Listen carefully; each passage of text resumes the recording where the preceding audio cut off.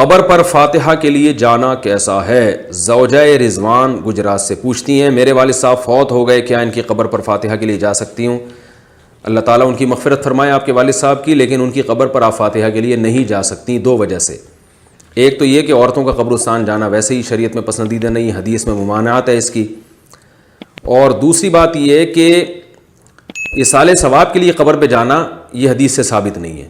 قبرستان جانا یا تو زیارت کی وجہ سے، یعنی آخرت کی یاد تازہ کرنے کے لیے، جیسے کہ حدیث میں آتا ہے فزوروها فإنها تذکر الآخرہ، قبرستان جایا کرو اس سے آخرت کی یاد تازہ ہوتی ہے،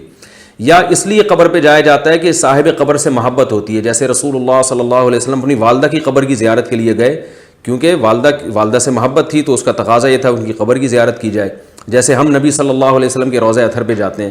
تو محبت کی وجہ سے یا تو قبر پہ جایا جاتا ہے یا آخرت کو یاد کرنے کے لیے۔ فاتحہ پڑھنے کے لیے قبر پہ نہیں جایا جاتا، کیونکہ عبادت جو ہے نا وہ مسجد میں یا گھر میں، ہاں قبر پہ آپ چلے گئے ویسے ہی زیارت کے لیے، تو وہاں فضول باتوں کی بجائے آپ نے میت کے لیے دعا کر لی، یا سورہ فاتحہ پڑھ لی، فاتحہ پڑھ کے دعا کر لی، یا سورہ اخلاص پڑھ کے دعا کر لی، یا کچھ بھی پڑھ کے دعا کر لی، تو وہ جائز ہے۔